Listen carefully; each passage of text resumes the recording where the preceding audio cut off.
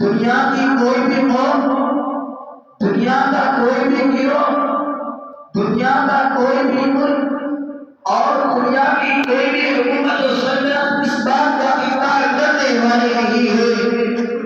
آپ کو دنیا میں ایسے لوگ بھی مل جائیں گے جو خدائے واحد کا انکار کرتے ہیں۔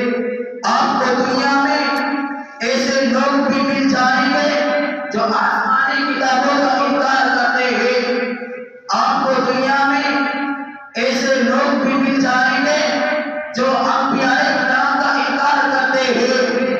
آپ کو دنیا میں ایسے لوگ بھی مل جائیں گے جو جزا اور سزا کا انکار کرتے ہیں۔ آپ کو دنیا میں ایسے لوگ بھی مل جائیں گے جو قبر، حشر، دوزخ اور جنت کا انکار کرتے ہیں۔ مگر میرے دوستوں، آپ کو دنیا میں کوئی بھی ایسا شخص نہیں ملے گا جو اس چیز کا انکار کرتا ہو۔ وہ چیز کیا ہے؟ وہ ہے موت۔ آپ کو دنیا میں کوئی بھی ایسا شخص نہیں ملے گا جو موت کا انکار کرتا ہو۔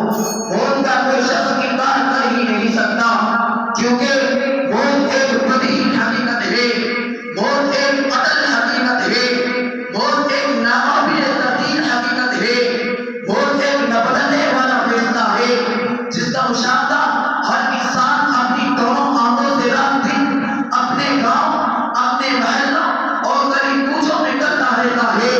اس ویل زمین پر رہنے والے ہر شخص، ہر قوم، ہر گروہ کو اس بات پر یقین ہے کہ ایک دن موت آئے گی اور زندگی کے تمام منصوبوں کو خاک میں ملا کر رکھ دے گی۔ ہر شخص کو یقین ہے کہ جس وقت موت آئے گی ہم سے اجازت لے کر نہیں آئے گی۔ ہر شخص کو یقین ہے کہ جس وقت موت کے آنے کا وقت آ گیا تو آ جائے گی، نہ تو اسے بادشاہوں کے لیے روک سکتے ہیں اور نہ ہی بلند و بالا عمارتیں اور دیواریں اس کے نام میں حائل ہو سکتی ہے۔ ہر شخص کو یقین ہے کہ موت نہ تو فرعون جیسے پیغمبر کو چھوڑتی ہے اور نہ ہی موسیٰ جیسے کلیم اللہ کو چھوڑتی ہے۔